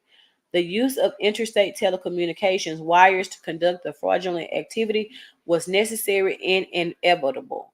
Plaintiffs have been damaged in their business of property because defendants violated 18 U.S.C. 1962 A, C, and D, and therefore he is entitled to recover the damages and other remedies enumerated therein. Defendants' acts of omissions were actuated by actual malice and or a willful and wanton disregard for the consequences suffered by the plaintiff and or with knowledge of a high degree of probability of harm to the plaintiff and reckless indifference to the consequences of their acts of omissions. Woo woo woo woo woo. Compensatory damages alone will be insufficient to deter such conduct in the future. There needs to be a criminal referral to the United States Justice Department. Diddy, diddy, diddy, diddy, diddy, diddy, diddy, diddy, diddy, diddy, diddy, diddy, diddy. Did you not read this lawsuit for yourself? And why are you paying these lawyers all this money? There needs to be a criminal referral to the United States Justice Department as well as to the state's attorney's general office. Wherefore, plaintiff requests that the court issue a order and grant judgment to plaintiffs as follows. Hold on, y'all. Because could this be why Homeland Security raided his home? Hold on. Hold on. Just one moment, y'all. I have to take a little break for just a second. Just a second. I'm coming right back. But Diddy is done. Diddy done. Diddy done. He done did it now. Diddy done did it. He done did it, y'all.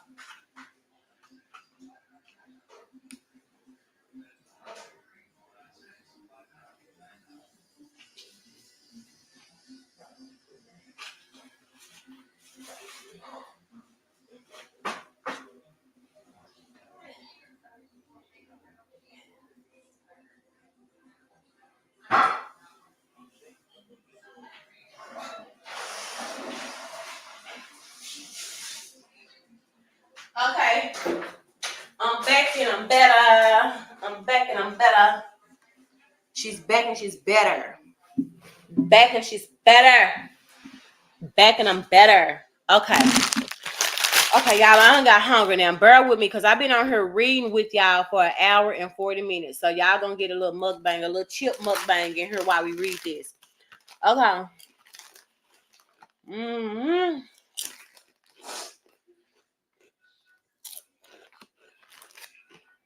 Okay, so it says that he will be entitled to be granted statutory common law and punitive damages, and applicable and pre and post judgment interest and full recompense for damages.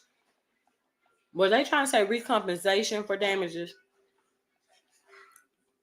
Entering judgment according to the declaratory relief sought, granting plaintiffs such other and further relief, including without limitation, injunctive and equitable relief, as the court deems just in all the circumstances, and granting plaintiff an incentive or service award reflective of the work done in prosecuting this action. I'm gonna get that gnat. Keep flying by here. The time spent, the effort and hard costs invested, and results obtained in light of the court's judgment, informed by awards in other similar cases of comparable difficulty and complexity. Okay, so the second cause of action. And the second cause of action is sexual assault and sexual harassment against Mr. Combs. Were they trying to say against Mr. Jones? Mr. Jones incorporates by reference all preceding paragraphs and realleges them as if set forth fully herein. As described above, Mr. Combs frightened and placed plaintiff in apprehension of harm when he physically and sexually assaulted him from October 2022 to October 2023 in Mr. Combs' home in Miami, New York, United States Virgin Islands, and Los Angeles. Mr. Combs forcibly touched and attempted and or threatened to touch plaintiff's intimate areas and or touch plaintiff with his own intimate body parts. So what they just said is, in a forcibly, aggressively way, Diddy was touching this man intimate areas, such as his posterior and his genitalia. Diddy violently gripped and palmed Mr. Jones' anus and crotch without consent. Without consent, Diddy, you didn't have this man's permission. Diddy forced Mr. Jones to work in Diddy's bathroom and watch Combs as he showered. Why do you want somebody to watch you while you shower, Diddy? You sick fuck. What is wrong with you? Why do you want this man to sit and watch you shower? And then you forcing people to. Do you know how many people, how many gay men would have just loved to sit and watch you shower that you would not have had to force? Do you get off on watching people, making people, or forcing people to be homosexual or something? Diddy forced Mr. Jones to work in the studio while Diddy stripped naked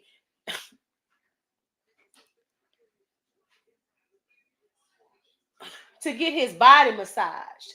So you getting a body massage, you come in the studio while he producing music, you tell the masseuse, come in here and give me my body massage in the studio in here with him while he's producing music. So this man is trying to work and you in here getting massages while you completely don't have on any clothes. Diddy also forced Mr. Jones to work while Diddy walked around with no clothes on. As a result of Mr. Combs' conduct, the plaintiff has suffered and continues to suffer harm, inducing physical injury, severe emotional distress, humiliation, anxiety, and other consequential damages for which he is entitled to an award of monetary damages and other relief. And he is. He is. You go to work, Miss Vivian, that's just like you get hired to go to work. You're a masseuse, right? You're a masseuse for Diddy. Diddy got a producer in there. The producer in the other room producing, making beats, making music, producing, right? He tell you, come in here and give me my massage in here with the producer. You got to be naked to do your massage. Why do you want to have to be completely butt? He's gay. And he's sick. Because this man had already told him that he didn't get down. Bisexual ass. Crazy. He like men and women. Yes, he do. Yes, he does. Yes, he does. That's bisexual. As a result of Mr. Combs, Sick in the head too. Man, that is son. that's my mother-in-law. Y'all don't get her started, okay?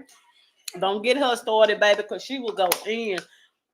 She gonna come on her and help me talk about Wendy Williams. When I get to Wendy Williams, baby, That's my girl. that's your girl. Mm-hmm. She gonna come on her and talk with us, or talk from the background. The conduct of Mr. Combs described above was willful, wanton, and malicious. At all relevant times, Mr. Combs acted with conscious disregard for plaintiff rights and feelings, acted with the knowledge of or with reckless disregard for the fact that his conduct was certain to cause injury and or humiliation to the plaintiff, and intended to cause fear, physical injury. Damages shall include, but not limited to, all damages permitted under the New Jersey Racketeer Influence and Corrupt Organization. Physical injury and or pain and suffering to plaintiff by virtue of the foregoing. Plaintiff is entitled to recover punitive damages. Okay, y'all, we're gonna get to the third cause of action. I want to get through this lawsuit because I want to get to what's going on today. I don't want to have to come back here and read this lawsuit to y'all. I want to get to what's current. Oh, baby. He did not come to play, baby. Okay. Mm-mm-mm-mm-mm. Third cause of action, California's bystander negligent infliction of emotional distress against Mr. Combs and defendant Justin Combs. Mr. Jones incorporates by reference our preceding paragraphs and realleges them as if set forth fully herein. Mr. Jones brings this claim against Mr. Jones and J. Combs for the CRS shooting of G. The elements of bystander need are NIED are 1 is closely related to the injury victim. 2 is present at the scene of the injury producing event at the time it occurs and is then aware that it is causing injury to the victim. And 3, as a result, suffers serious emotional distress, a reaction beyond that which would be anticipated in a disinterested witness and which is not an abnormal response to the circumstances. Ew. As detailed above, Mr. Jones was 2 feet away from G as either Justin Combs or P. Diddy popped him multiple times in the restroom at CRS. As detailed above, Mr. Jones was the only individual that aided G as he laid on the bathroom floor in a fetal position, bleeding out. As detailed above, Mr. Combs and Justin Combs orchestrated a cover-up and through Fahim Muhammad lied to the LAPD and forced Mr. Jones and all the other attendees of the writers' camp to lie to the police as well. Diddy and Justin Combs knew that they shot G in the restroom and that G was shot as he was leaving the studio. Diddy and Justin Combs' intentional deception caused a delay in G receiving immediate medical care. As the ambulance parked 3 blocks away from CRS out of fear that there was an active shooting, Mr. Jones had to run down the block and convince them that the shooting had ended. The ambulance was scared to come down there and render aid. These events traumatized Mr. Jones. It caused Mr. Jones to suffer from insomnia, PTSD, severe anxiety, and depression. Additionally, the fear and silence from the remaining witnesses aided in the reinforcement of Mr. Combs' statements, and he is untouchable. As a result of Mr. Combs and Justin Combs' conduct, plaintiff Jones has suffered and continues to suffer harm, including severe emotional distress, anxiety, and other consequential damages for which he is entitled to an award of monetary damages and other relief. The conduct of Mr. Combs and Justin Combs described above was willful, wanton, and malicious.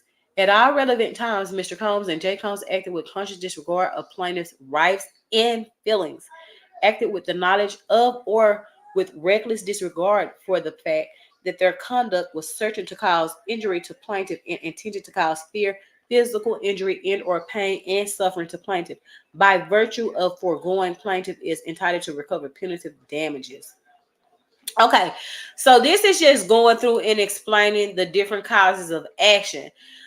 You use the causes of action to describe and summarize why your client is entitled to monetary gain. So, if y'all want to go through all of the different causes of actions, and because right here on the sixth cause of action, it says that Mr. Jones incorporates by reference our preceding paragraphs and realleges them as it set forth fully herein. Mr. Jones was actually assaulted by Cuba Gooding Jr. on a yacht rented by Mr. Combs in the U.S. Virgin Islands. So he just going through telling y'all why he requesting the money. So these different causes of actions, that's all this is. That's all that's explaining. If y'all want to go through and read it yourself, because it just sounds like I'm reading the same thing over and over, it's becoming redundant. But I'm just trying to make sure I don't miss anything. Because this talks about the X trafficking.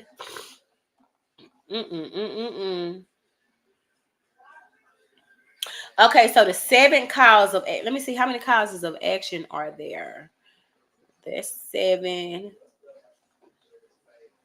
Ooh wee. 8th cause of action, California premise liability, inadequate or negligent security.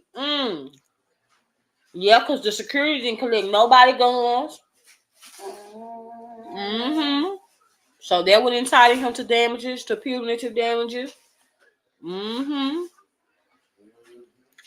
causes of action: baiting, abetting, and inducing a ex-trafficking venue in violation of the Trafficking Victims Protection Act. Let me see.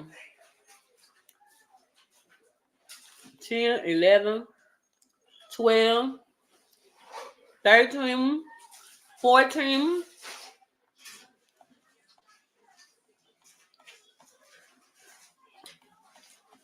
That's too much. So 14 causes of action, y'all.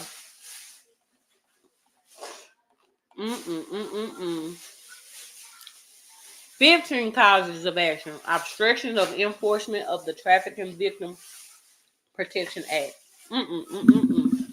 Diddy. If y'all want to go through and read all them different causes of action, you can. I'm not going to read it anymore because it's becoming redundant and I'm getting tongue tied and it's rocking my brain and I don't like that.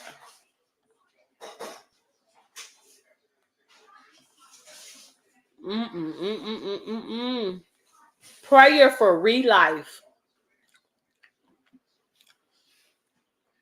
Prayer for relief. The plaintiff prays that the court enter judgment in her favor and against defendants containing the following relief: a declaratory judgment that the actions, conduct, and practices of defendants complained of herein violate the laws of the state of New York. An award of damages against defendant in an amount to be determined at trial, plus pre-judgment interest to compensate plaintiff for all monetary and or economic damages, including but not limited to loss of past and future income, wages, compensation, seniority, and other benefits of employment. An award of damages against defendant in an amount to be determined at trial, plus pre-judgment interest to compensate plaintiff for all non-monetary and or compensatory damages, including but not limited to compensation for her mental anguish, humiliation, embarrassment, stress, and anxiety, emotional pain and suffering, and emotional distress. Wow. Mm-hmm. Man, sick, boy. You done messed up a lot of lives, baby. Baby, he wasn't paying none of his orders. You know that? He just raking in all the money off the albums. According to what Mr. Jones saying, basically, it would be safe to. Hold on, let me get over here to the comments and see what y'all saying. Jarrell Morris said Diddy hired dirty cops to cover up the case. The case had never been reported or made television. Exactly. What? Yep. Which case, baby? The shooting of G. You seen that little news article that was included in the lawsuit I just went through, Jarrell, I mean. You seen that with your own two eyes. You seen the little small clip that they included from the media. You see that? So yeah, he definitely controls the media. Okay, Jarrell, you said I heard that one of Diddy's Sean John male models was unalived by Diddy for dating Kim Porter in 2010. He also allegedly blown up his car as well. This was in Kim Porter Tell Off book. Jarrell, as stated, let me put back up here my email. If you guys want to send me any stories or you have anything that you feel like relates to any story that I've already covered, send it to me. Send it to this email. You guys can cash out me as well. If you guys want me to if you want to help me out with upgrade my equipment, cash apps, and any donations that you guys get to the channel, it'll be used for the channel. Also, if this thing goes to trial, do understand that if you guys do cash out me, I will be using those funds for the trial as well. Because if Diddy is gonna be that big headache to let all this go to trial, I'm gonna be front row and center. Y'all help me run the lights up, help me run the buck up. Like the video. Did you like the video on the way in? Y'all make sure y'all liking the video. It costs absolutely nothing. It costs you, I mean, it's free. Help a sister out. Also, y'all, I'm finna come right back at about 6 o'clock. I have a couple of things to do today. I gotta go get my baby hair done. But I'm going live again today. Cause there's an update in the Diddy case. I think we got this. I think an indictment is coming down the pipeline, y'all. We're getting closer and closer to that indictment. Yep, it says. And then, y'all, it says bad boy for life for decades. Sean Diddy Combs was okay. Diddy slammed by more than 50 former friends and associates in Rolling Stone probe, accused of abusing college girlfriend, being jealous of Notorious B.I.G. and Tupac Shakur's relationship, and much more in this interview. So I'm going to go get this interview from Rolling Stone so I can read it to y'all. And then it also looked like Rolling Stone had contacted about 300 of the, okay, it says, after a 6-month investigation into Diddy, Rolling Stone reveals out of 300 plus people contacted, more than 50 former friends and associates spoke with them about their experiences. Many off the record out of fear of retaliation. Several unnamed women claimed they would keep far away as possible from Diddy after being caressed or after witnessing him fly off the handle if he didn't get his way. A former college student claimed Diddy repeatedly pulled his college girlfriend out of class, and whenever he was around, she tensed up. Diddy, who's previously admitted to having a temper since a kid, would allegedly scream at the top of his lungs at his girlfriend and whoop her butt.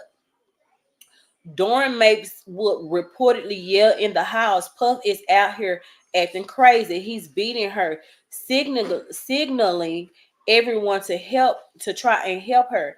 He once allegedly used what appeared to be a belt to strike the young woman all over the place. Kirk Burroughs, Bad Boys co-founding partner and president, who was fired in 1997 and sued Diddy in 2003 for allegedly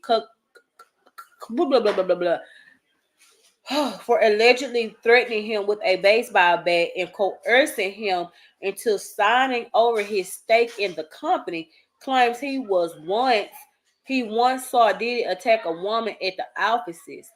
See, when I go live again, okay, Felicia Newsom, first manager of Bad Boys recording studio Daddy's House, claimed she once held Diddy back from beating the girl's arse as she fought another woman. Meanwhile, 90s hip-hop photographer Monique Bond, who was close with many Bad Boy artists, claimed Diddy was jealous of the notorious B.I.G. and Tupac Shakur's friendship, and when Diddy tried to befriend Pac, he didn't have any kind of respect for Puff and Tupac Shakur. And when Diddy tried to befriend Pac, he didn't have any kind of respect for Puff. He was a corny executive. As Pac and B.I.G. got close, Bun said there was someone on the sidelines jealous before B.I.G.'s death. He was reportedly preparing to leave Bad Boy, and his lawyers were fighting Diddy over publishing rights. Diddy reportedly insisted, "I will never give it up until I'm unalived and my bones are crushed into powder." That's what he said about giving Diddy back his publishing. "I will never give it up until I'm unalived and my bones are crushed into powder," when he was asked about giving B.I.G. back his publishing and his music. So that's kind of like what the next live is going to consist of. I want to talk about that and break that down and report on that, give you guys my thoughts and opinions on that. I, of course, want to go and pull up the Rolling Stone interview, and I want us to read it and get into it. And then learning about the evidence that investigators could be reviewing here. So, as I mentioned, those federal raids that were conducted on his homes back in March, obviously a lot of people wondering. So I want to come on here and give you guys that update, what CNN has to say about where Homeland Security is with its investigation as it relates to the indictment. It looks like the indictment is coming down the pipeline. So I got a bit of research to do before I come back to you guys and give you guys a complete and thorough breakdown and an update about what's going on with Mr. P. Diddy. But yeah, we finished with the Rodney Jones lawsuit. Y'all let me know. Y'all let me know. Do y'all think Diddy will be arrested soon within the next 30 days? Why do you think that he'll be arrested in the next 30 days? If you don't think he'll be arrested in the next 30 days, why don't you believe that? Did you enjoy today's commentary? Did you agree with my thoughts? Did you subscribe? Did you like the video? Did you share the video? Did you leave your thoughts and opinions down below? If you did, thank you so much. If you didn't, find it in your heart to do so. Thank you so much for tuning in to another episode. Thank you so very much for tuning in to another episode of The Real Convo. Thank you guys for tuning in. You could have been anywhere in this here United States of America, but you chose to be over here with Sister Sequence at The Real Convo. Until next time, thank you guys so much and have a nice day. I'll see you guys later. Peace out.